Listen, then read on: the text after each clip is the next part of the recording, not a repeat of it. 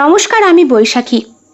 শিল্প সাহিত্য বাই বৈশাখী চ্যানেলে সকল শ্রোতা বন্ধুদের স্বাগত জানাই।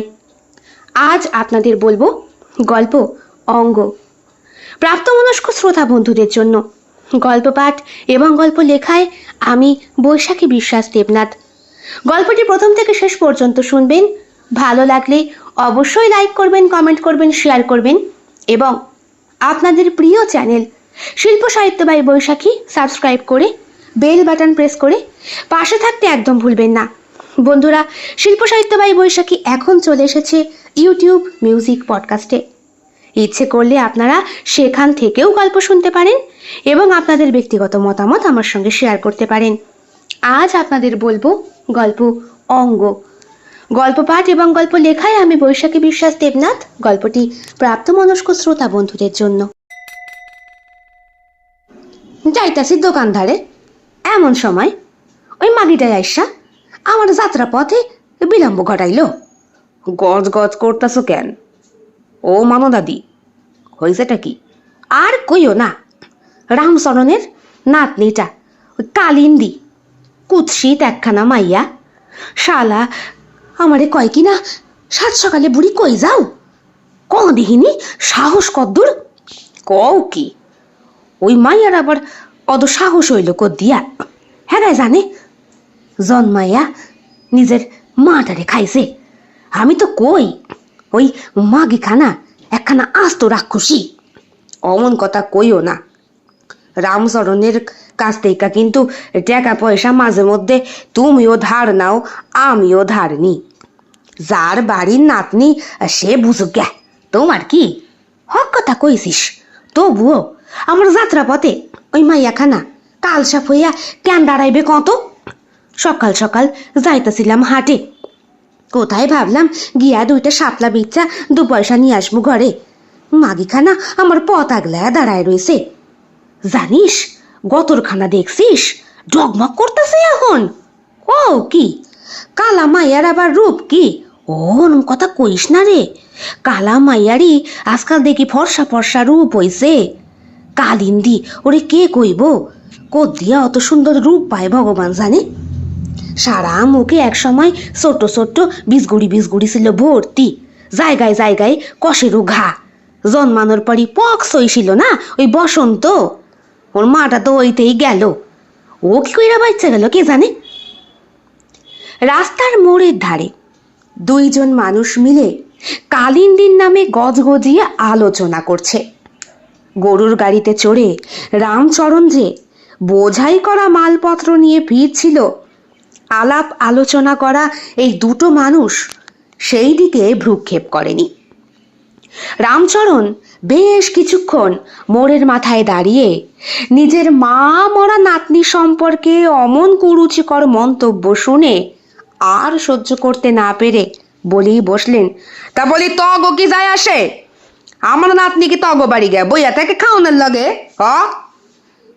মাফ কইরা দেন কর্তা, আগে বুঝতে পারি নাই।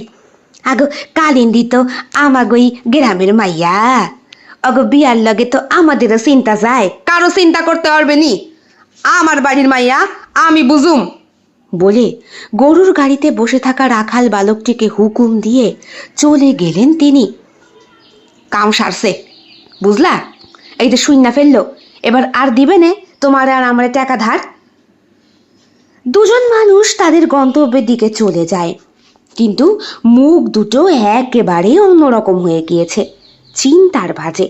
রামচরণই এই গ্রামের একমাত্র পয়সাওয়ালা মানুষ, যারা সত্যি দেয়ালে পিঠ থেকে যাওয়ার মতো অবস্থা হয় তাদেরকে মোটা টাকা বিনা সুদে দিয়ে দেন। সুনাম আছে লোকটার, শুধু মা মরা নাতনিটাই ওনার যন্ত্রণা সৃষ্টি হয়েছে। 16 বছর আগে মেয়েটা যখন প্রথম পোয়াতি হয়, তখনই গ্রামের মানুষকে নিমন্ত্রণ করে খাইয়েছিল রামচরণ। ভেবেছিল প্রথম পোয়াতিতেই মেয়ের ঘরে ফুটফুটে একটা বংশের প্রদীপ জন্মাবে। তার জন্যে কালী পুজো, লক্ষ্মী পুজো, কত কিছু জকমকি ব্যাপার। কিন্তু হলো ঠিক উল্টোটা। বোধহয় পুজোয় সন্তুষ্ট হওয়া মা কালী আর মা লক্ষ্মী একত্রেই আসতে চেয়েছিলেন বলে পেটের মধ্যে বীভৎস কিছু একটা ঘটে গিয়েছিল। কালো বরণে একটা কুৎসিত রূপ। মায়ের তো কুৎসিত রূপও হয়।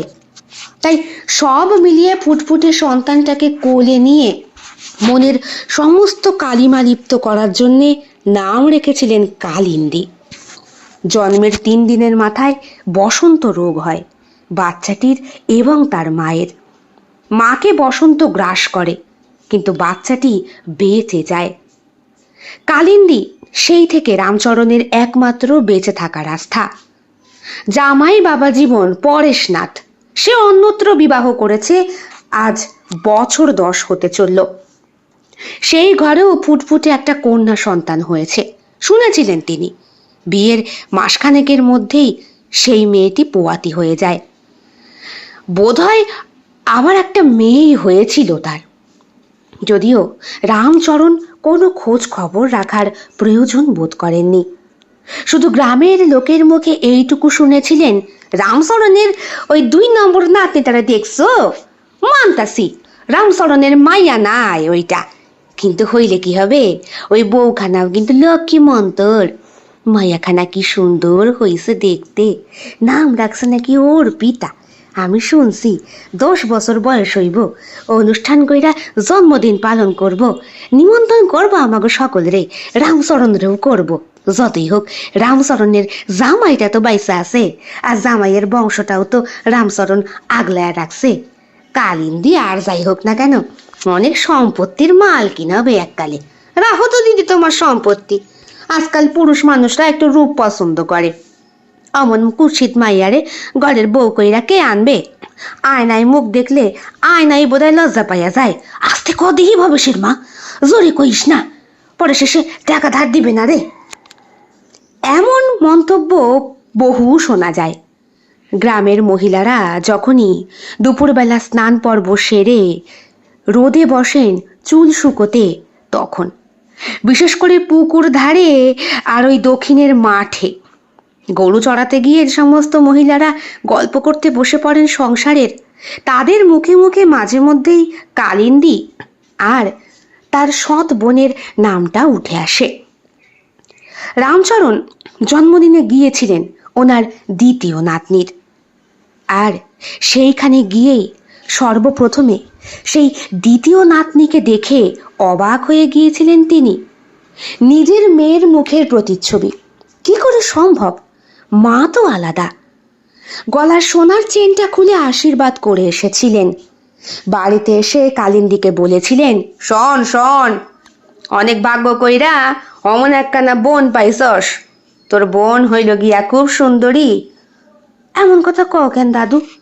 আমার বাপ আমার লগে আসে না, থাকে না, আমারে ভালোবাসে না।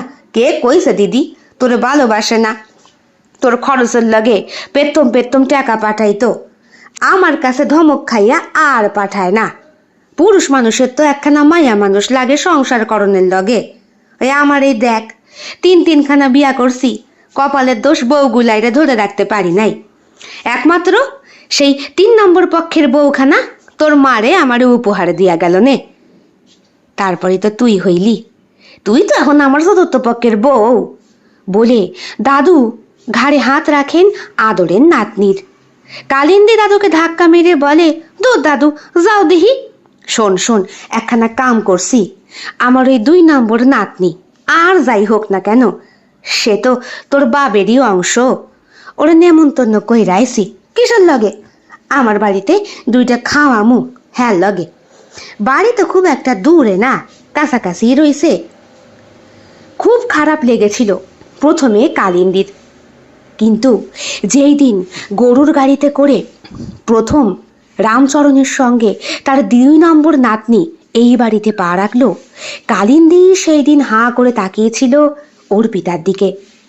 ঠিক কালিন্দীর বিপরীত, ফর্সা টুকটুকে, মাথায় একরাশ কোকড়ানো ঘন চুল, নাকে নোলক, কানে কান মাকড়ি, গলায় মোটা সোনার চেন, পায়ে রূপোর মল, শাড়ি পরা লাল টুকটুকে, হলুদ রঙের ব্লাউজ, গায়ের গৌর বর্ণের সঙ্গে যেন মিলেমিশে একাকার, কপালে ছোট্ট একটা কালো রঙের টিপ। এই 10 বছরের মেয়েকে যে কেউ দেখে 16 বছরের যুবতী বলে ভুল করবে। অথচ কালিন্দী নিজে যে কিনা আয়নার সামনে দাঁড়ালে নিজের রূপকে দেখে নিজেই বিভৎসতার শিকার হয়ে পড়ে। যেই দিন কালিন্দীকে নিয়ে আলোচনা হচ্ছিল সেই দিনই গরুর গাড়িতে করে আসে রামচরণের দ্বিতীয় নাতনি।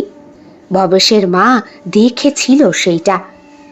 গ্রামে খবরটা চাউর হতে খুব একটা সময় লাগে না। শুনছো দিহি, কালিন্দীর ছোট বোনটারে দেখছো? কি সুন্দর দেখতে। আমাকে কালিন্দী বা কম সুন্দর কোথায়? এই তো 2 দিন আগে আমার মায়ের লগে জঙ্গলে গেছিল, ওই পুরনো প্রাসাদের কাছে। কও কি দিদি, তোমার সুন্দর মাইয়াটারে পুরনো প্রাসাদে কেন পাঠাইছো? তুমি জানো না ওইখানে পিশাচিনী থাকে? রাখবি তোর কথা। আধুনিক যুগের মাইয়া হইয়া এমন কথা কেন কইস? কিছু পিশাচিনী থাকে না রে, পিশাচ তো আমরা নিজে। এখন তো কালিন্দী কইছে ওর নাকি রূপ হইব, পিশাচ নাকি ওরে কথা দিছে। আমার সুন্দরী আমার আয়সা কইল। কও কি? এরা দেখি বড্ড ভয়ঙ্কর কথা। আরে চুপ কর, ও গল্প গুজবের কথা। কালিন্দীর এখন 16 বছর হইল বোধহয়। কদিন পর দেখবি ওর শরীরেও জোয়ার আসবে নে। ভয় পেয়ে গিয়েছিল ভবেশের মা। কথাটা লাগানোর চেষ্টা করেছিল রামচরণকে, কিন্তু প্রথম দিনই রামচরণ ভবেশের মায়ের মুখে নিজের বড় নাতনি সম্পর্কে অমন কুৎসা শুনে আর ভবেশের মাকে পাত্তা দেন না। গিয়ে দুয়ারে বসে থাকলেও কর্ণপাত করেন না ওনার কোনো কথা। অর্পিতা ছোট বয়স থেকেই সুন্দরী এবং সকলের প্রিয়। কালিন্দী কুৎসিত, তাই সবার জন্য অবহেলার পাত্রী। ছোটবেলা থেকেই মনের ভেতরে অর্পিতার প্রতি একটা বিরূপ মনোভাব কালিন্দীর সৃষ্টি হয়ে যায়। যদিও বয়সের ফারাক আছে 6 বছরের, তবুও এই বাড়িতে অর্পিতা আসার পর তার বাবা বেশ খানিকটা নিশ্চিন্ত হয়েছে। কারণ কালিন্দীর মাকে বিয়ে করে যেমন তিনি স্ত্রীহারা হয়েছেন, তেমনি অর্পিতা জন্মানোর পরে তার মা সুধাময়ীও মারা যায়। না, বসন্ত রোগে নয়, জন্ম দিতে গিয়ে, প্রচুর পরিমাণে রক্তপাত হতে গিয়ে। এই কারণেই তো রামচরণের জামাতা নিজেই স্বীকার করেন আর বলেন, আর বিয়ে করব না বাবা মশাই। আপনাদের বংশে বোধহয় সাপ আছে, সেই সাপ আমারও লাগছে। এই যেমন ধরেন আপনি হইল গিয়া 3বার বিয়া করলেন, কোনো বাড়ি আপনার বউগুলা বাচ্চা থাকলো না। একমাত্র আমার বউটার মা ছিল বাইসা, তাও বাচ্চাখানা জন্ম দিয়া মইরা গেল। রামচরণ চুপ করে তাকিয়ে থাকে জামাইয়ের দিকে, বলে, তবে বংশের অভিশাপের নিশ্চয়ই একটা শেষ দিক আছে, বুঝলা নে? তা নাই বুঝলাম, তাই বললা আমি আর বিয়া থা করুম না। এই তো পায়া গেছে 2খানা মাইয়া, এক কালিন্দী আর এক অর্পিতা। এই দিয়েই আমার হইয়া যায় মনে। বুড়া বয়সে তখন মরুম 2 জামাই, আমার মুখে সিটাতে আগুন দিলেই হইব নে। খুশি হয়েছিলেন রামচরণ জামাইয়ের সিদ্ধান্তে। তবুও রিপুর কামের জোয়ার, রামচরণ আবার প্রেমে পড়ে। আর এবার প্রেমে পড়ে বিধবা বয়স্কা এক বুড়ির। ছোট মেয়েকে শ্বশুরের বাড়িতে রেখে যাওয়ার দিন কতকের মাথায় চিঠি লিখে তিনি রামচরণকে স্পষ্ট জানিয়ে দেন, বাবা, অর্পিতারে আমার লাগে ফেরত দেওয়ার আর কোনো প্রয়োজন বোধ করি না। আমি হইল গিয়া যোগমায়ারে পছন্দ করছি। বিয়া কইরা ঘরে তুলুম 2-3 দিনের মাথায়। অর্পিতার যাবতীয় খরচ আমি প্রত্যেক মাসে আপনারে পাঠাই দিবানে। আপনি দয়া কইরা কালিন্দী আর অর্পিতারে একই জায়গায় রাখেন, 2 বোন একসাথে বড় হইবে নে। তাছাড়া কালিন্দী তো বেশ বড়ই হইছে, মায়ের মতো আগলায় রাখবে নে। রামচরণ সেই দিন অনেক সাপ সাপন্ত করেছিলেন তার জামাইকে, যদিও চিঠির উত্তর লেখার প্রয়োজন বোধ তিনি করেননি। বলেছিলেন, অপদার্থ বেটা একটা। কই রে, 2 বোন কোথায় গেলি? আমার 2 বউ কই? যাই দাদু। ঘর থেকে কালিন্দী বেরিয়ে আসে, পেছন পেছন বেরিয়ে আসে অর্পিতা। এসেছে 6 মাস হতে আসলো। বাবার কাছে যাওয়ার ইচ্ছে প্রকাশ সে করে না। ওই বাড়িতে গেলে ঠাকুমা বড্ড বেশি খ্যাক খ্যাক করে। মা মরে গেছে বলে কত রকমের বাজে কথা বলে তাকে, যেন মায়ের মৃত্যুর জন্য সেই দোষী। তার থেকে বরং এইখানেই ভালো। এইখানে দাদু খুব ভালোবাসে, আদর যত্ন করে, সবসময় বউ বউ বলে ডাকে। আর এই বুড়ো বরকে সামাল দিতে দুই বউয়ের কোনো কষ্ট হয় না, কারণ এই বুড়ো বর বেহায়া না, বা জোর জবরদস্তিও করে না। লক্ষ্মী ছেলের মতো সব কথা শুনে নেয়। এই তো সেই দিন অর্পিতা খেতে বসে বলল, না না দাদু, ওর থেকে বেশি মিষ্টি আর দেওয়া যাবে না, এরপরে রক্তের মধ্যে চিনির পরিমাণ বেশি হইবা নে। বাহ বাহ, তুমি দেখি সব জানো দিদি। আমি সব জানি, আমাগো মাস্টার আমাগো পড়াইছে। কালিন্দী বলে, আর কি কি পড়ছিস? মা দিদি, অমন কথা কও কেন, তুমি বুঝি পড়ো নাই? মুখটা ঘুরিয়ে নেয় কালিন্দী। দাদু বলেন, পড়বে কি, ও পাঠশালা যাইবার লাগে, ওর বড্ড বেশি রোগ বোগ। কেন দিদি, পড়াশোনা করো নাই কেন? আমার কথা বাদ দে, তুই তো পড়ছিস, তোর লাগে নাই শিক্ষা নিমনে?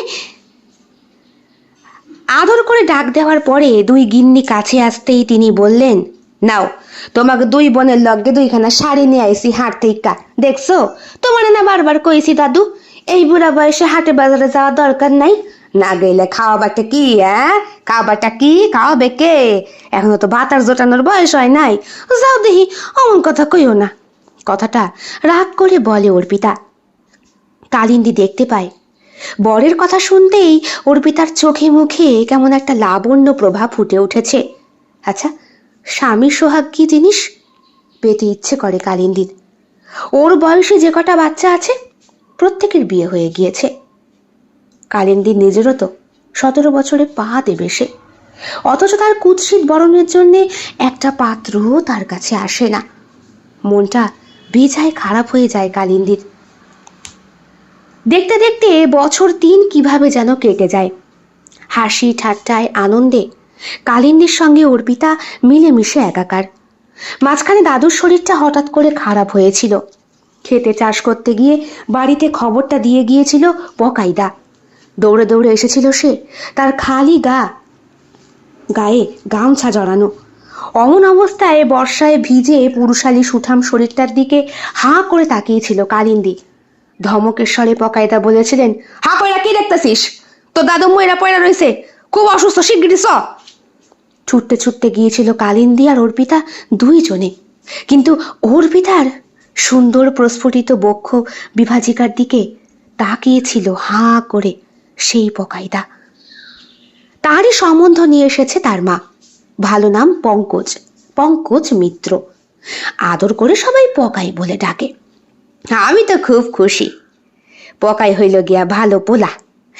আমারে সেই দিন যদি স্যাঙ্গুলা কইরা না নিয়ে আসতো, আমি তো মাঠেই মইরা পইরা থাকতাম। কি কথা যে কন, কয়দিন পরে হইল গিয়া আপনি আমাকে বিয়াই হইবেন। কথাটা বলেছিলেন পঙ্কজ ওরফে পকাইয়ের দাদু। আপনার এই গ্রামে অনেক সুনাম আছে, আমি শুনছি। তা মায়াদারে ডাকেন। প্রথা অনুযায়ী বড় সন্তানের বিয়ে আগে হয়, তারপর ছোট সন্তানের বিয়ে হয়, এটাই প্র্যাকটিক্যালি নিয়ম। কিন্তু এই ক্ষেত্রে কালিন্দীর সামনে এসে বসতেই পকাই বিছানার উপরে বসেছিল, সে উঠে দাঁড়ায়। কি হইল, উঠে গেলা কেন? এ কি কালিন্দী, তুই তো না, তোর বোনটা অর্পিতা ও কোথায়? মুখটা অসম্ভব রকম ভার হয়ে গিয়েছিল রামচরণের। তিনি বললেন, তোমার আমার ছোট নাতিরে পছন্দ? হ্যাঁ, ও তো আপনার ছোট নাতির লাগে পাগল। তাছাড়া দুইজনে মিলা নিম বাগানে কথা হইছে, একে অপরে কথা দিছে ওরা নাকি স্বামী স্ত্রী হইব। কোন কি? কই আমার ছোট বউ? অর্পিতা লাজুক লাজুক দৃষ্টি নিয়ে এগিয়ে আসে। তার পরনের শাড়িটা আজকে আলু থালু, চোখে মুখে চিন্তার ভাঁজ।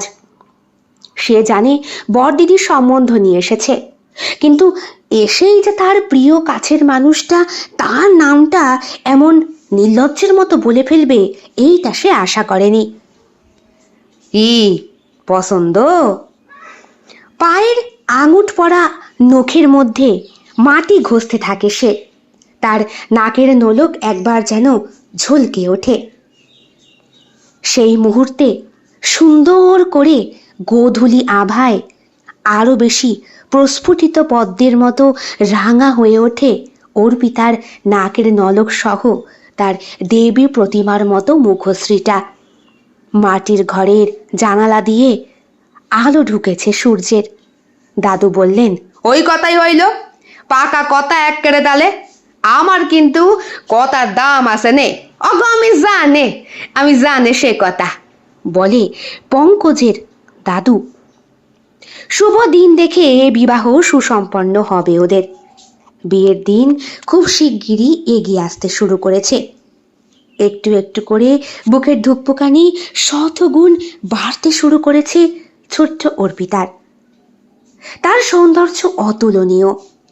সে লম্বা, তার চুল কালো, তার চোখ দুটো গভীর, প্রত্যেকটা চাহনিতেই অদ্ভুত একটা মায়া। লাল শাড়িতে তাকে আরো বেশি সুন্দর লাগে। হে কি, তুই এত রাতে? অর্পিতা ঘরে শুয়ে রয়েছে। দুদিন পরই তার বিয়ে। আমার লগে এক জায়গায় যাবি বোন? কোথায় দিদি?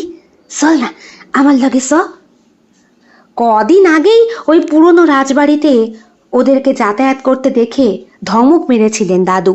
বলেছিলেন, শোনস নাই ওইখানে নাকি পিশাচ থাকে, শুনছস তো? যাস কেন? ও দাদু, তুমি ওসবে বিশ্বাস করো? আমি আর কালিন্দী দিদি ওইখানে গিয়া গাছে চড়ি, পাকা পাকা আম খাই। তাছাড়া ওইখানের বাতাস কত ভালো। যা কইতাছি তাই শোনার চেষ্টা করবানে। তুমি এই গ্রামে আইসো বেশি দিন কিন্তু হয় নাই, মাথায় রাখবানে, নালে কিন্তু সৎ মায়ের কাছে বাইতা ধরা দিয়ে আইমু। কথাটা শুনতেই নিজেকে সামলে নিয়েছিল অর্পিতা, কিন্তু আজকে আবার দিদি তাকে ডাকছে। সেই পুরনো রাজবাড়িতে নিয়ে যাবে। বলে, আমার লগে একটু সময় দে না বোন, আর তো কিছুক্ষণ, তারপরে তুই পরের মাইয়া হইয়া যাবি। আমরা সাইরা চইলা যাবি পলাশপুরে। পলাশপুর থেকে আমাগো মেঠো গ্রাম অনেক দূরে, তুই তো জানিস। এই কদিন এসে দিদির প্রতি একটা অসম্ভব মায়া জন্মে গিয়েছিল অর্পিতার। সুতরাং দিদির কথা রাখতে সে বাধ্য। সত্যি, মায়ের আদর কোনোদিন না পেলেও দিদির কাছে এসে স্নেহ মমতা কি জিনিস এইটাও উপলব্ধি করেছিল সে। কালিন্দীও তার সৎবোনকে কখনো এক মুহূর্তের জন্য বুঝতে দেয়নি। ভালোবেসেছে, আগলে রেখেছে একজন বড় অভিভাবকের মতো। দিদির কথা অনুযায়ী পুরনো রাজবাড়ির কুঠুরি বাড়িতে প্রবেশ করে ওরা। পুরনো কাঠের মেঝে, বড় বড় জানালা আর কারুকার্য করা সব কিছুই একটা অদ্ভুত মায়াময় পরিবেশের সৃষ্টি করেছে। ঘরের বিশাল বড় দরজাটা সব সময় খোলাই থাকে। পুরনো ঝাড়বাতি ঝুলছে সিলিং থেকে। চারপাশে জ্যোৎস্নার আলো মৃদু মৃদু। দুদিন পরেই ভরা পূর্ণিমায় বিয়ে হতে চলেছে অর্পিতার। হ্যাঁ মা, পৌঁছে গেছি। হ্যাঁ হ্যাঁ পৌঁছে গেছি, হ্যাঁ ঠিক আছে। বাহ, কতদিন পর গ্রামে ঘুরতে এলাম। অ্যাটলিস্ট মাকে রাজি করাতে পেরেছি, এটাই আমার কাছে অনেক। নিশীথ শহরের এক উচ্চশিক্ষিত যুবক। ব্যস্ততা জীবনের একঘেয়েমি থেকে মুক্তি পেতে সে এসেছে এই গ্রামে। গ্রামটা পাহাড়ি আর ঘন জঙ্গলে। সন্ধ্যার পরে এখানে অন্ধকারের রাজত্ব শুরু হয়। রাজবাড়ির পরিত্যক্ত কুঠিরে তার থাকার জায়গা হয়েছে। দিদি, দিদি, আমাকে এইখানে কেন নিয়ে এলি? আয় না, তোকে একটা জিনিস দেখাবো। দিদি, আমার ভয় করছে, ঘরটা বড্ড অন্ধকার। আরে কোনো ভয় নেই, আমি আছি তো। আয় না, আয় এদিকে আয়। দিদি, আয় দিদি, দিদি কোথায় গেলি? দিদি, দিদি, দিদি। কেমন লাগছে? এই তো দিদি, তুই তুই তুই দেয়ালের ওইদিকে কি করে গেলি? আমাকে এখানে থাক, এবার এই আয়নার মধ্যে বন্দি হয়ে থাক। আয়না, আয়না মানে? অর্পিতা হাত দিয়ে দেখার চেষ্টা করে। কিছুক্ষণ আগে ওর দিদি ওকে নিয়ে একটা অন্ধকার ঘরে ঢুকেছিল। ঘরটায় চকচকে কোনো একটা বস্তু দেখে সেইটার কাছে আকৃষ্ট হয়েছিল অর্পিতা। সঙ্গে তার দিদি কালিন্দীও বলেছিল, দেখ দেখ দেখ দেখ কিরকম জ্যোৎস্নার আলোর মতো চকচক করছে। হাত দিয়ে স্পর্শ করতেই অর্পিতা বুঝতে পেরেছিল ওর শরীরের একটা অসম্ভব শীতলতা। এরপরই ও ভয় পেয়ে যায়, বারবার ডাকতে শুরু করে কালিন্দীকে, কিন্তু কালিন্দী সাড়া দেয় না। এইবার থাক বন্দি হয়ে ওই আয়নার মধ্যে। যবে কোনো রাজপুত্র এসে তোকে উদ্ধার করবে তবে তুই উদ্ধার হবি, আর আমি তোর শরীর নিয়ে বেঁচে থাকবো। থাক, তোর আত্মা ওখানেই বন্দি হয়ে থাক। দিদি দিদি তুই কেন এমন করছিস? আমি আমি কি ক্ষতি করেছি তোর? আমায় ছেড়ে দে দিদি, আমায় ছেড়ে দে। তুই বিয়ে করবি না? হ্যাঁ, বিয়ের বড্ড শখ না? কামড় জেগেছে? থাক থাক তুই। আরে এরা অন্ধকার কেন? এ কি, আপনি কে? হাঁ করে তাকিয়ে থাকে ছেলেটি মেয়েটির দিকে। কিছুক্ষণ আগেই মাকে ফোন করে নিজের পৌঁছনোর খবরটা জানিয়েছে সে। এখানে আসতেই এক অন্যরকম সুন্দরী আগন্তুককে দেখে বেশ খানিকটা অবাক হয়ে যায় নিশীথ। আপনি এখানে? নিজেকে পরিবর্তন করে নেয় সঙ্গে সঙ্গে কালিন্দী। সে তো এখন অর্পিতা, তাই না? আপনি কে? আমি গ্রামে নতুন, এসেছি ছুটি কাটাতে। এইটা তো হালদার কাকাদের বলা ছিল না বাড়িটা পরিষ্কার করে রাখতে? ও, আমি এই গ্রামেরই মেয়ে। হালদাররা আমাকেই বললেন আপনার জন্য পরিষ্কার করে রাখতে। নিশীথ হাঁ করে তাকিয়ে থাকে অর্পিতার দিকে। অর্পিতার দৈহিক সৌন্দর্য নিশীথকে বেশ আকৃষ্ট করছে। আপনি কি এখানে কাজ করেন? চট করে নিজেকে পরিবর্তন করা কালিন্দী কথা ঘুরিয়ে বলে, হ্যাঁ ওই আর কি। শুনুন, ওই পূবের ঘরটায় কিন্তু ঢুকবেন না। কেন বলুন তো?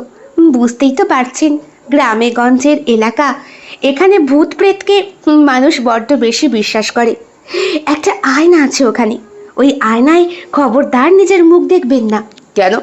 বলছি দেখবেন না তাই। বলা যায় যদি আয়নার ভিতরে কোনো ভূত দেখতে পান। আপনি বড্ড সুন্দর তো। ধন্যবাদ। কি দেখে সুন্দর মনে হলো? না মানে, সরি, কিছু মনে করবেন না। ঠিক আছে ঠিক আছে। যেহেতু অর্পিতা পড়াশোনা করত, তাই কালিন্দীর মতো ওই রকম ভাষার থেকে শিক্ষিত মানুষের সঙ্গে ওঠা বসা করার মতো ভাষা ওয়াকিবহাল ছিল অর্পিতার কাছে। কালিন্দী ওর শরীরে প্রবেশ করে সেগুলো ভালো মতোই বুঝতে পারছে। আপনার খাওয়া দাওয়া হয়নি বোধহয়, বসুন, আমি বরং আসি। শুনুন, গ্রামে ঢোকার সময় দেখলাম কারো খোঁজ করতে একটি বয়স্ক বৃদ্ধ মানুষ বেশ চিৎকার করছিলেন। আপনি তো গ্রামেই ফিরে যাবেন, তাই। ও, আমার দাদু নিশ্চয়ই। উনি রমাচরণ, আমার দাদু। সবাই রামচরণ বলেই ডাকে। আমি বরং আসি। হ্যাঁ। আপনার নামটা? অর্পিতা। যাওয়ার আগে নিজের নামটা বলে দিয়ে যায় কালিন্দী, জানায় সে অর্পিতা। এই বাড়িতেই কুঠি বাড়ি ছাড়াও অন্দরমহলে আরও ছোট্ট ছোট্ট অনেকগুলো কক্ষ রয়েছে। সেইখানেই থাকার জন্যে ঘর বরাদ্দ করা হয়েছিল। হালদারদের বাড়ির লোকেরা এসে অনেক আগেই পয় পরিষ্কার করে দিয়ে চলে গিয়েছে। নিশীথ অর্পিতার রূপে মুগ্ধ হয়ে গিয়েছে। ওর ভেতরে কেমন একটা আকাঙ্ক্ষা জাগছে অর্পিতার প্রতি। বাহ, গ্রামের মেয়েরা এত সুন্দর হয়, এটা তো জানা ছিল না। হে কি, হে কি, আমার ছোট বউ, আমার বড় বউ কোথায়? বাড়িতে ঢুকতেই অর্পিতাকে প্রশ্ন করে রামচরণ। আমি বলতে পারবো না গো দাদু, দিদি আমাকে নিয়ে কুঠুরে বাড়ি গিয়েছিল। আবার ওরা সেই বাড়িতে? কেন কেন গিয়েছিলি বল? তোরা কি আমাকে একটু শান্তিতে মরতে দিবি নে? দুদিন পর তোর বিয়ে, এদিকে তোর দিদিটা উধাও হয়ে গেল। এখন আমি কি বলে পাড়ার লোকে মুখ দেখাবো? ওদিকে তো ওই কুঠুরি বাড়িতে একটা আগন্তুক এসে উঠেছে। আগন্তুক মানে? একটা লোক। আমি তো ওখানেই দিদিকে খুঁজতে গিয়েছিলাম। লোকটি বলল হালদারদের বাড়ি থেকে নাকি থাকার বন্দোবস্ত করা হয়েছে। রামচরণ ছাড়াও আশেপাশে বেশ কয়েকজন বয়োজ্যেষ্ঠ মানুষ এই দুই বোনকে খুঁজতে বেরিয়েছিলেন। তারা বললেন, অয় কালিন্দী তোমার মুখটা ডোবাবেই, বুঝলে রামচরণ? এই ঠিক শহরের কোনো ছেলের সঙ্গে ফষ্টি নষ্টি মারাতে এসেছে। চলো চলো দেখি। নিশীথ শুধু শুধু ফেঁসে গেল। গ্রামের লোকজন রাত্রে পৌঁছালো কুঠুরি বাড়িতে। হাতে মশাল নিয়ে তৈরি তারা। খোঁজ খোঁজ খোঁজ। নিশীথ অন্দরমহলের ঘরে নিশ্চিন্তে ঘুমোচ্ছিল রাতের আহার সম্পন্ন করে। কিছুক্ষণ আগেই হালদারদের বাড়ি থেকে একটা কাজের লোক এসে মুরগির মাংসের গরম ঝোল আর গরম ভাত দিয়ে গেছে। এঁটো কাটা এখনো পড়ে রয়েছে ওর থালায়। বিড়ালে মুখ দিয়েছে সেগুলোতে। কুঠুরি বাড়ির অন্দরমহলের ঘরগুলোতে সাধারণত খুব একটা মানুষ যাতায়াত করে না। তবে এই কুঠুরি বাড়ির কেউ যদি এখানে বেড়াতে আসে তাহলে অন্দরমহলের ঘরটাই পরিষ্কার করা হয়। নিশীথ এই বাড়ির কোনো আত্মীয় স্বজন বলতে কেউই না। সে এসেছে গ্রাম্য পরিবেশে হলিডে কাটাবে বলে। সেই নিশীথকেই পাকড়াও করার জন্য গ্রামের লোক এসে অস্থির করে তুলছে সেই পরিবেশ। কোথায় কোথায় সেই বাউন্ডুলে ছেলে? আয় বেরিয়ে আয়, আমাদের গ্রামের মেয়ের ইজ্জত নিয়ে টানাটানি। হ্যাঁ আয় বেরিয়ে আয় সরে বাচ্চা বলে গালাগাল দিচ্ছেন তারা। ঘুমে বিভোর নিশীথের কানে প্রায় পৌঁছাচ্ছিল না কথাটা। হঠাৎ মনে হলো ওর মাথার ওপরে কে যেন আলতো করে হাত বুলিয়ে দিল। হ্যাঁ কে? এমন অবস্থায় নিশীথ শুনতে পেল বাইরে চিৎকার চেঁচামেচির শব্দটা। কি কি কি ব্যাপার? কি হয়েছে? চোখে চশমাটা পরে নিশীথ উঠে যায়। এমনিতেই বছর 32-এর ছেলেটার শরীরে বেশ লাবণ্য রয়েছে। উচ্চতায় প্রায় 6 ফুটের কাছাকাছি, ফর্সা বরণ, মুখশ্রীও বেশ মানানসই সুন্দর। অর্পিতাকে রামচরণের পাশে কাঁচুমাচু অবস্থায় দাঁড়িয়ে থাকতে দেখে নিশীথের চোখ দুটো কেমন যেন হয়ে যায়। ভালোবাসায় বিভোর হয়ে আসে ওর নয়ন দুটি। বলে, এ কি আপনি? হয়েছে, আমাকেও চিনে গেছে। ও দাদু, এবার আমাকেও বুঝি ওই ব্যাগে ভরবে। তুমি ঠিক দেখেছো ছোট গিন্নি? হ্যাঁ দাদু, মস্ত বড় একটা ব্যাগ আছে। ঘরের ভেতরে লাগেজপত্র নিয়েই নিশীথ বসেছিল। এমন অবস্থায় লোকজন নিশীথের পারমিশন না নিয়েই ঘরে ঢোকে। এই তো সেই ব্যাগ। খোল খোল বেটা। উড়ে এসে গ্রামে জুড়ে বসেছে। গ্রামের মেয়ে বউদের সম্মান নিয়ে চিনিমিনি খেলা, এসব কিন্তু আমরা মেনে নেব না। একটা বিশ্রী পরিবেশের সৃষ্টি হয়। নিশীথকে ঘিরে সকলে দাঁড়িয়ে। নিশীথ বলে, দেখুন দেখুন দেখুন, একটা ভুল হচ্ছে আপনাদের। আমি আপনাদের কোনো মেয়েকে চিনি না। ইভেন্ট গ্রামে ঢোকার সময় দেখলাম একটা বিরাট বড় জটলা হচ্ছে। সবার মুখে মুখে দুই বোন মিসিং। আফটারঅল আমি এখানে ঢোকার সময় তো ইনি দাদু দাদু বলে অর্পিতা কথা ঘোরানোর চেষ্টা করে এবং জড়িয়ে ধরে কান্না করে রমাচরণকে। লোকজন তো খেপে গিয়েছে। নিশীথকে ব্যাগ বান্ডিল সমেত গ্রামের বাইরে বার করে দেওয়া হয় সেই রাতেই। নিশীথ অর্পিতার পারমিশন না নিয়েই অন্দরমহলের সেই কুঠুরি ঘরে গিয়েছিল। সেইখানে একটা ছোট্ট আয়না সে দেখতে পেয়েছিল। আয়নাটা উচ্চতায় প্রায় 4.5 ফুটের কাছাকাছি। বেশ সুন্দর, ঝকঝকে তকতকে, বোধহয় হাতির দাঁতের তৈরি।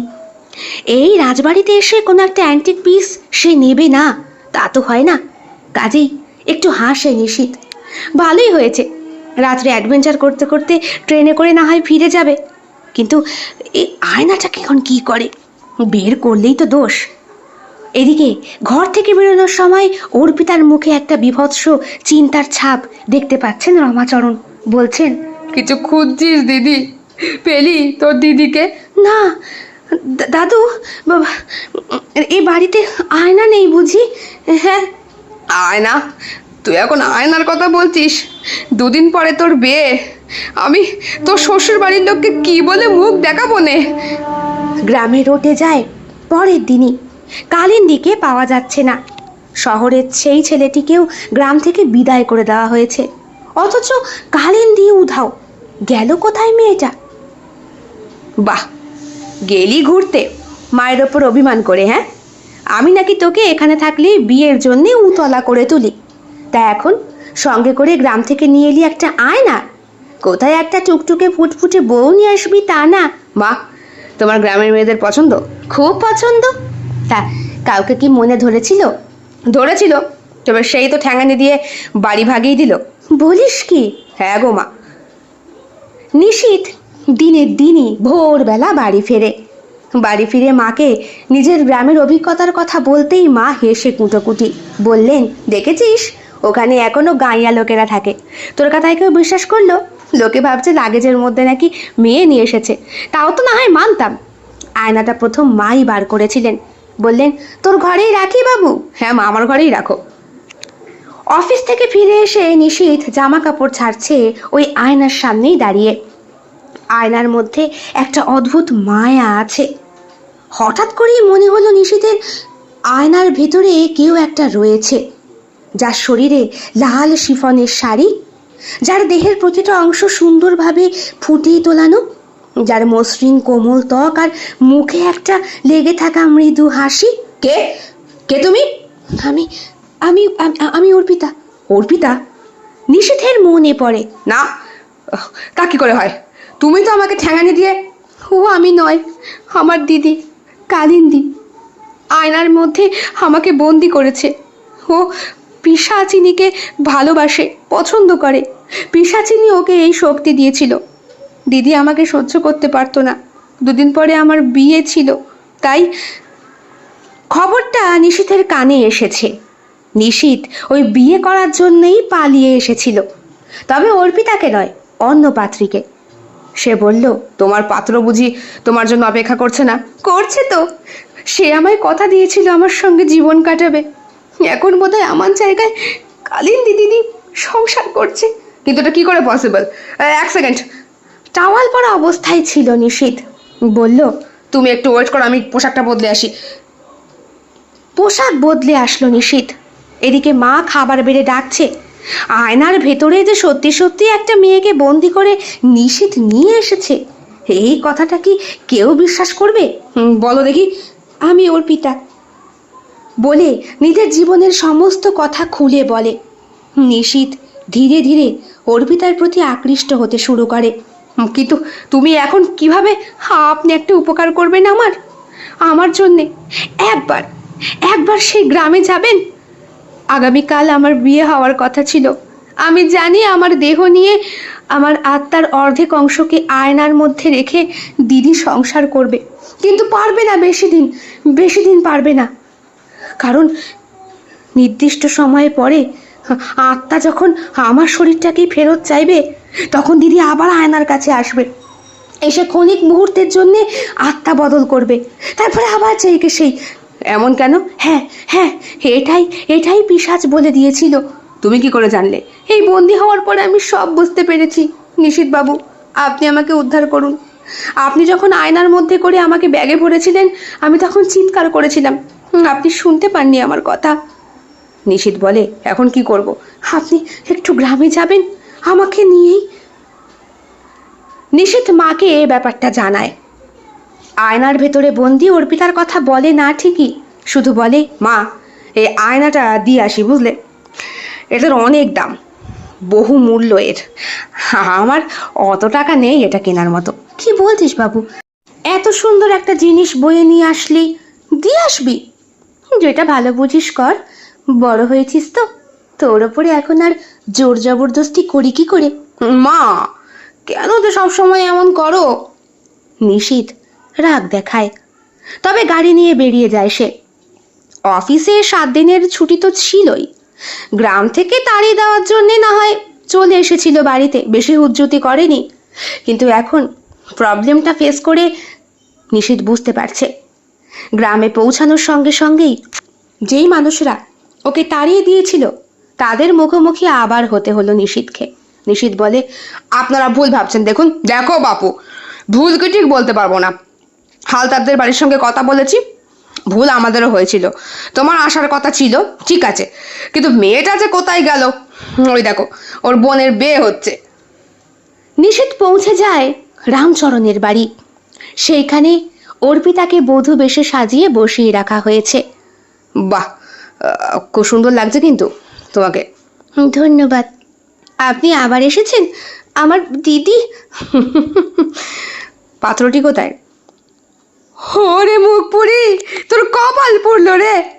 একদিকে তোর দিদিরে পাওয়া যাচ্ছে নে, আরেকদিকে তোর বর তোরে বিয়ে করবে নে। অর্পিতা আকাশ থেকে পড়ে। এগুলো এগুলো কি বলছো ঠাকুমা? অরে হ, ঠিকই কইতেছি। অর্পিতার বিয়ে উপলক্ষে তার বাবা, ঠাকুমা এবং সৎমা এসেছে। ঠাকুমা এই প্রথম বোধহয় ভালো করে কথা বললো অর্পিতার সাথে। ভেবেছিলাম বিয়ে দিয়ে স্বামীর গড় করবি নে, অলক্ষী নাম গুজবে তোর। হওয়ার পরে মারে খেয়েছিস, এখন দেখছি কিছুতেই কিছু না।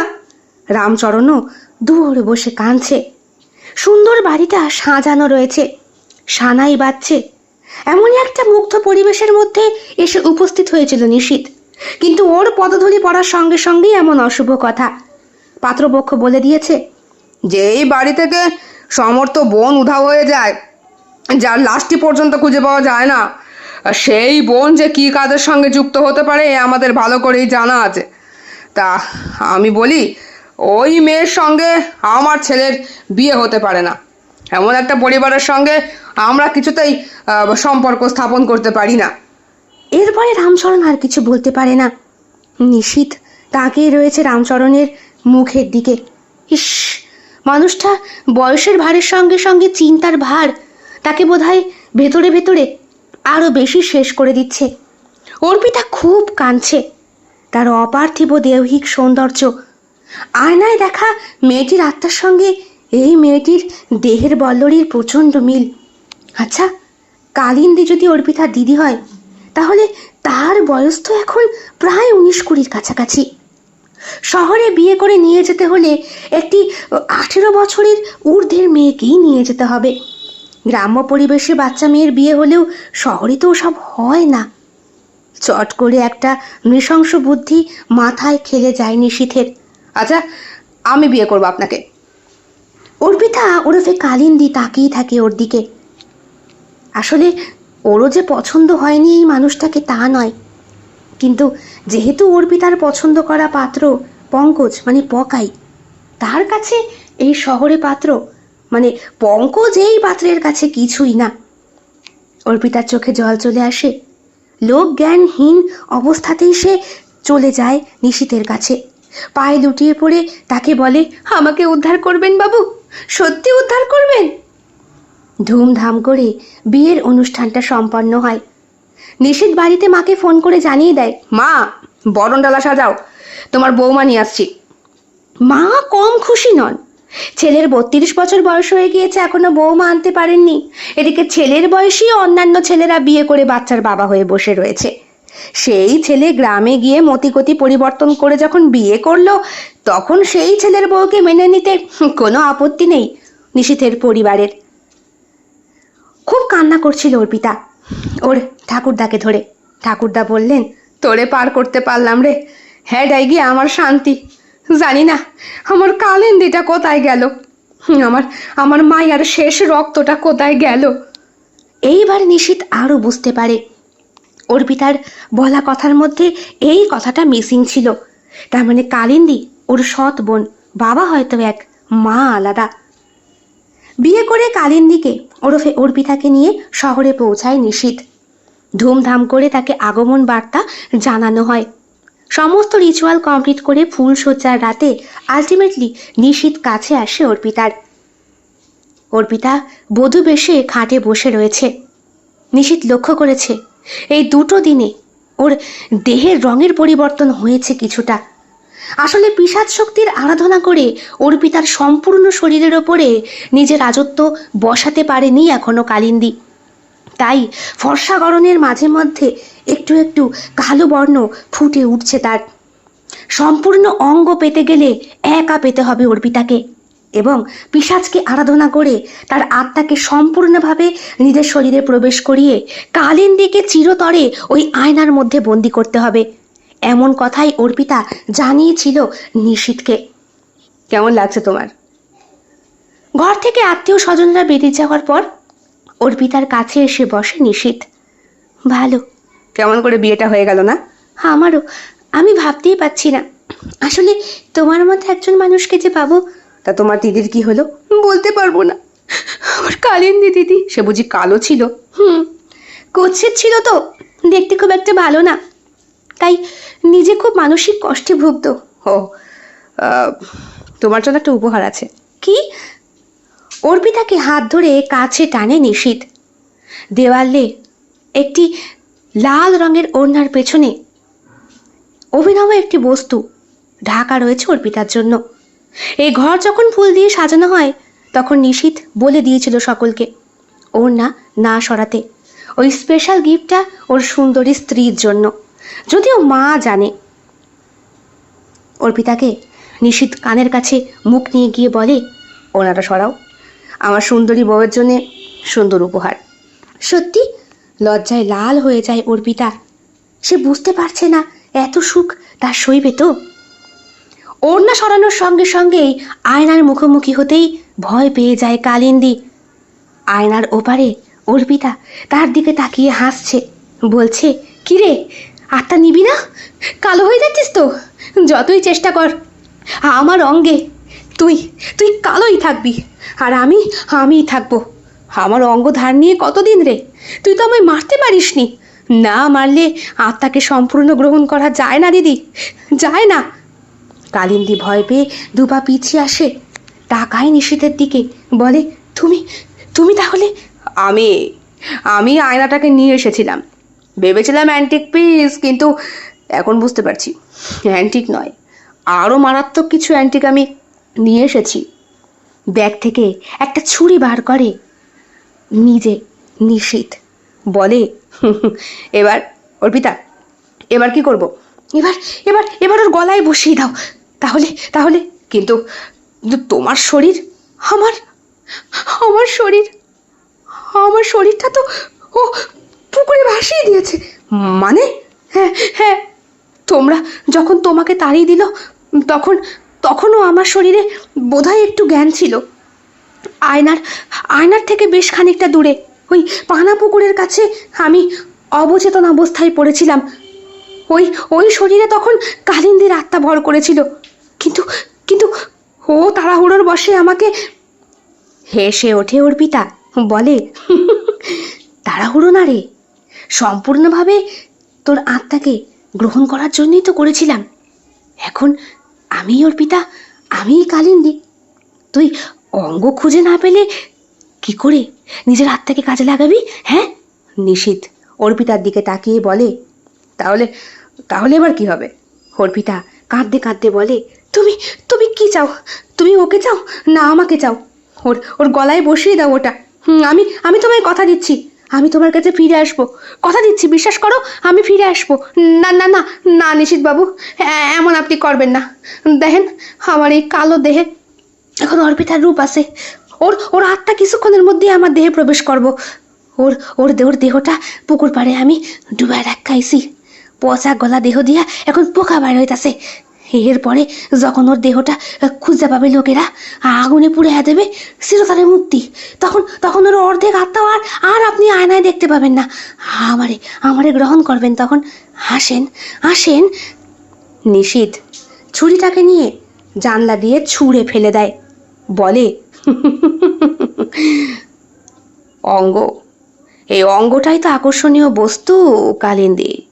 সেটা যখন পেয়ে গেছি তখন আত্মা কোথাকার ছাড়। না না না! আয়নার ভেতর থেকে চিৎকার করে ওঠে বন্দি অর্পিতার অর্ধেক অঙ্গের আত্মা। আয়নায় বন্দি অর্পিতার সামনেই নিশীথ আর কালিন্দী সঙ্গম লীলায় মত্ত হয়। তারা রীতিমতো হাসাহাসি শুরু করেছে। কালিন্দী তো একটা এমন বস্তু পেয়ে গেছে যেটা পাবার কল্পনা সে কোনো দিন করেনি। নিশীথের পুরুষালী বুকের মাঝখানে নিজেকে আষ্টে পৃষ্ঠে জড়িয়ে ধরতে বাধ্য হচ্ছে কালিন্দী। এত অপার্থিব সুখ তার কপালে ছিল? নিশীথ তার পুরুষালী দেহের নিচে কালিন্দীকে পিষছে ইচ্ছে মতো, কিন্তু হঠাৎ করেই নিশীথের নাকে ডোবা পচা একটা গা গোলানো গন্ধ এসে লাগে। এই মুহূর্তে যখন তার পুরুষসত্তা উত্থিত হয়ে রয়েছে, জানান দিচ্ছে সে যে একজন শক্ত সামর্থ্য পুরুষ মানুষ। 32 বছর বয়সী উপসী কামনার শরীরটা আজকে প্রাণ পেতে চলেছে, ঠিক তখনই এমন একটা বীভৎস গন্ধে ওর পুরুষসত্তা রীতিমতো গুটিয়ে যায়। কি হলো বলে কালিন্দী। কালিন্দীর দেহের মাঝখানে অর্পিতার দেহের সৌন্দর্য, তার বুক, তার কোমর, তার নিতম্ব সবটাই মার কাটারি, অথচ তার গোপন কুঞ্চে অমন বীভৎস পচা গন্ধ কেন? জিজ্ঞেস করে নিশীথ, তুমি অর্পিতার দেহটা কি করেছো? ওকে তো আমি খুন করেছি নিজের হাতে। ওর কামড় বড্ড বেশি না, তাই। কি করেছো? আমি ওরে কূপে খুন করছি। সর্বপ্রথম যেখানে ওর কামড় বেশি সেই অঙ্গরে এমন কইরা বমি পেয়ে যায় নিশীথের। এতক্ষণ ধরে ওই পচা গন্ধটা তাহলে কালিন্দীর গোপন কুঞ্জ থেকে আসছে। অঙ্গে পছন্দ ধরেছে, কথাটা তো কালিন্দী বলল। দুদিনের বাসি মরা ডোবার মধ্যে ডোবানো রয়েছে। সর্বপ্রথম তার সেই অঙ্গ পচে সমস্ত শরীরটা একটু একটু করে পচতে শুরু করবে। নিশীথ বলে, কালিন্দী, তুমি এখান থেকে যাও। এগুলো তুমি কি বলছো? তুমি আমার স্বামী, 7 পাকে বেঁধে আমায় বিয়ে করছো। তোমাকে বিয়ে করিনি, আমি বিয়ে করেছিলাম তোমার বোনকে। ক্ষণিকের মোহের বশে আমি কত বড় ভুল করে ফেললাম। আমি তোমার সঙ্গে সংসার করতে পারবো না। তুমি বেরিয়ে যাও আমার ঘর থেকে। কালিন্দী বলে, কি? আমার এত বড় অপমান! আমি এত কষ্ট কইরা, আমি নিজের হাতে ওরে খুন কইরা ওর শরীর নিছি। কেন আমার অঙ্গে কি আছে? বিশ্রী পচা গন্ধ বেরোচ্ছে তোমার শরীর থেকে। যতই হোক, তোমার আত্মাটা অর্পিতার শরীরে পচন ধরেছে, তার মানে তোমার শরীরে পচন ধরাটা খুব স্বাভাবিক। দেখো, আমি দুর্গন্ধ একদম সহ্য করতে পারি না। প্লিজ তুমি আমার ঘর থেকে বেরিয়ে যাও, প্লিজ। জামু, তবে একা যামু না, তোরে নিয়া যামু। কে? নিশীথ পেছন ঘোরার আগেই ওই ছুরিটা নিশীথের পেট বরাবর ঢুকিয়ে দেয় কালিন্দী। চিৎকার করে ওঠে নিশীথ, কিন্তু বিয়ে বাড়িতে এই ঘরটা এতটাই ভেতরে যে আশেপাশের কেউ নিশীথের আর্তনাদের শব্দ শুনতে পায় না। সকাল হতেই নতুন বউয়ের খোঁজ পড়ে। পাড়া প্রতিবেশিনী সকলেই এসে ঘরের দরজায় ধাক্কা মেরেও নতুন বউয়ের গলার শব্দ না পেয়ে শেষ পর্যন্ত নিশীথের মাকে ডেকে নিয়ে আসে। ও দিদি, বিপদ কিছু একটা ঘটেনি তো? নতুন বউ দরজা খুলছে না কেন বলো দেখি। আমার ছেলে 32 বছর বয়সে বিয়ে করেছে, সারা রাত বোধহয় বউকে ঘুমোতে দেয়নি, তাই আমার বৌমা একটু ঘুমোচ্ছে। যাই বলো দিদি, তোমার বৌমা কিন্তু খুব সুন্দর। গ্রামে ঘুরতে গিয়ে নিশীথের বেশ ভালোই হয়েছে, কি বলো? হ্যাঁ, এখন দুটিতে মিলে পরিপূর্ণভাবে সংসার করতে পারলেই। সর্বনাশ হয়ে গেছে কাকিমা! চিৎকার করে একটি মেয়ের কণ্ঠস্বরে শুনে ছুটে যান তিনি। দেখেন, বিভৎস অবস্থায় ফুল দিয়ে সাজানো শয্যায় নিশীথের শরীরটা পড়ে রয়েছে। বিছানার চাদর ভিজে যাচ্ছে নিশীথের রক্তে। সারা রাত সেই রক্ত চাদরে বসে কেমন যেন খয়েরি আকার ধারণ করেছে, শুকিয়েও গেছে কিছুটা। ছেলের এমন মৃত্যু দেখে বৌমার কথা মনেই পড়ে না নিশীথের মায়ের। আয়নার মধ্যে প্রচলিত হাসি হেসে তাকিয়ে রয়েছে তখন নিশীথের শরীরটার দিকে অর্পিতা। এখন শুধু আয়নার ভেতরে অর্পিতা একা নয়, নিশীথও রয়েছে। তার অসম্ভব সৌন্দর্যের দিকে তাকিয়ে তার অঙ্গের শোভা বর্ধন করছে নিশীথ। কেমন লেগেছে আজকের নিবেদন? কমেন্ট বক্সে কমেন্ট করতে একদম ভুলবেন না। ভালো লাগলে অবশ্যই লাইক করবেন, শেয়ার করবেন এবং আপনাদের প্রিয় চ্যানেল শিল্প সাহিত্য বাই বৈশাখী সাবস্ক্রাইব করে বেল বাটন প্রেস করে পাশে থাকবেন বন্ধুরা। দেখা হবে আগামীকাল অন্য আরও একটি ভিন্ন স্বাদের গল্পের সঙ্গে। সকলে খুব ভালো থাকবেন, সুস্থ থাকবেন, পরিবারকে নিয়ে ঈশ্বরের কাছে এটাই কামনা করি। শুভরাত্রি।